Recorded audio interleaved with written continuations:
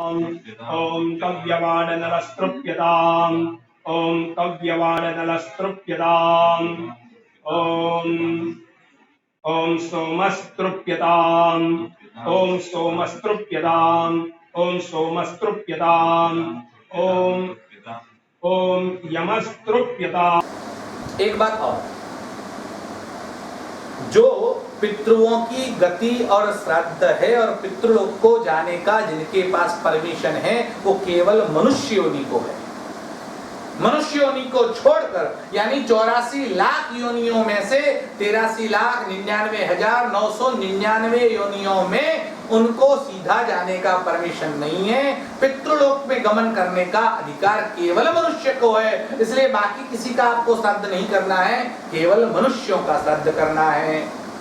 और अगर मनुष्यों का श्राद्ध करते करते आपके दिमाग में ऐसा आता है, अर्थात मान लो कि किसी की मृत्यु हो गई और उसका कोई वंश नहीं है, चाचा नहीं है, भतीजा नहीं है, बहन नहीं है, भाई नहीं है और संपत्ति छोड़ के मर गया, तो राजा का अधिकार बनता है कि उसकी संपत्ति अपने खजाने में लेकर उसका श्राद्ध करे।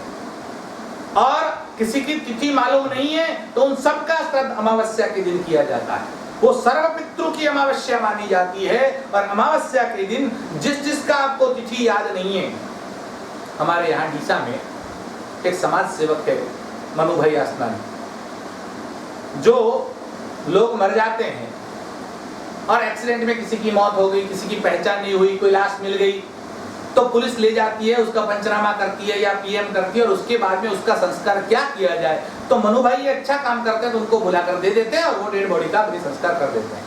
और वो साल में जब ये अमावस्या आती है तो जितने लोगों का उन्होंने अग्नि संस्कार किया उनका नाम तो पता नहीं है, लेकिन इतनों का संस्कार किया, सबका हम आज श्राद्ध करते श्राद्ध करवाते हैं। तो ये आवश्यक है कि जिन जिन का अंतिम संस्कार आपको तिथि मालूम नहीं है, नाम मालूम नहीं है, गोत्र मालूम नहीं है, तो भी आप उनका संस्कार अमावस्या के दिन उसका श्राद्ध कर सकते हैं। वो सर्व पितृमयी। और अमावस्या को ही क्यों है? क्योंकि पितृ पक्ष जो है वो शुरू होता है, भले ही एकम से शुरू होता है, लेकिन पितरों का जो दिन प्रारंभ होता है वो अष्टमी से प्रारंभ होता है, अमावस्या को मध्याह्न में होता है और सप्तमी के शुक्ल पक्ष की वो सूर्यास्त की ओर चला जाता है। इसलिए अमावस्या उनका मध्याह्न बनता है और इसलिए कुतब का जो समय हम लेते हैं वैसा ही पितरों के कुतब का समय अमावस्या के दिन दोपहर को आता है। इसलिए अमावस्या की मध्याह्न को उनका श्राद्ध किया जाता है।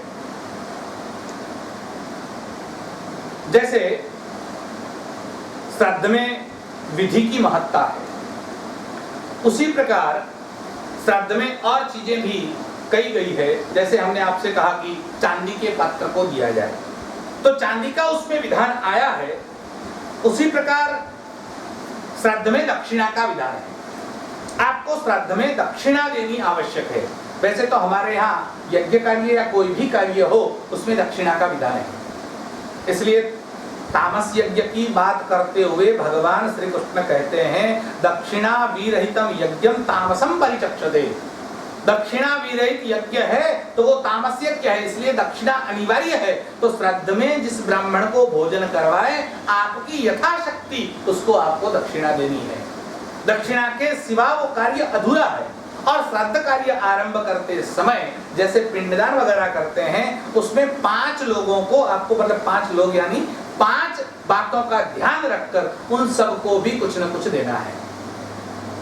अर्थात बलि वैश्वदेव तो आप करते ही, और बलि वैश्वदेव करने के साथ साथ ये ध्यान रखें कि आप एक तो गो बलि निकालनी, अर्थात गाय का भाग निकालना है, उसका मंत्र है और मंत्र आपको बोलना है। अगर मंत्र नहीं आता है तो गोभ्ये नमः इतना बोलकर आपको निकाल देना है। दूसरा श्वान बलि निकालनी है, यानी कुत्ते का विचार करना है। कुत्ते की नजर श्राद्ध के भोजन पर नहीं पड़नी चाहिए, लेकिन श्राद्ध भोजन के जो 5 भाग निकालते हैं उसमें 2 श्वान 2 कुत्तों का भाग निकाला जाता है, 4 कौओं का भाग और 2 कुत्तों का भाग है। यम का जो चित्रण किया गया वो विवस्वान के पुत्र जो हैं वो 2 कुत्ते हैं, एक का नाम श्याम है और उनकी बातों में नहीं जाएंगे हम कथाओं में, लेकिन इतना याद रखें कि 2 कुत्तों को और 4 कौओं के लिए हमें भाग निकालना है। तीसरी बात, उसमें आप काक बलि निकाले, गो बलि निकाले, साथ में पिपीलिका अर्थात चींटियों के लिए भी भोजन की व्यवस्था करनी है, उनका भी एक भाग निकालना है। अब चींटियों का भाग निकाले तो उसमें लवण नहीं रखना है, क्योंकि लवण से वो मर जाती है, तो उसमें मीठा, गुजराती में मीठू कहते हैं और हिंदी भाषी लवण कहते हैं, लूण कहते हैं। तो ये लवण जो नमक है वो नमक उसमें नहीं डालना है, बिना नमक के उनको देना है। खैर उन सब बातों में नहीं जाएंगे। बात यह है कि 5 भाग निकाले जाते हैं, फिर उसमें पंचग्रास बनते हैं, उसमें देव भाग निकाला जाता है, पितरों की थाली की जाती है, उसमें 3 लोगों का उच्चारण आपका पिता का, पितामह का, प्रपितामह का, 3 को उद्देश्य करके इस प्रकार से विधि पूर्वक आपको श्राद्ध करना है। अब पंचबली हो गया, आपने श्राद्ध कर दिया, आपने दक्षिणा भी दे दी, तो श्राद्ध करते समय कुछ लोग ऐसा मानते हैं कि हम मांस से श्राद्ध करेंगे। कुछ लोगों ने यहां तक कह दिया कि मनुस्मृति में है, उल्लेख आया है। अब मनु महाराज ने किसके लिए लिखा, क्यों लिखा, वो भी पढ़ना चाहिए।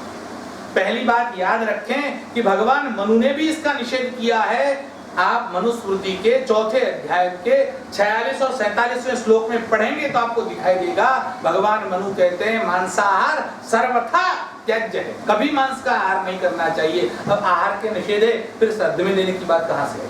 वैसे ही भागवत के 7वें स्कंद के 15वें अध्याय के 7वें श्लोक में भी ये बात आई है कि मांस से कभी श्राद्ध न करें, अर्थात मांस से श्राद्ध का निषेध है। लेकिन कोई असुर है, राक्षस है और उस योनियों में जो रहते हैं, वो अगर श्राद्ध को छोड़ देंगे तो वो जो खाते हो, अगर मांस खाते हो तो मांस से श्राद्ध करें, वो उनके लिए विधान है, आपके लिए नहीं है। वो भी आपको ध्यान में रखना है।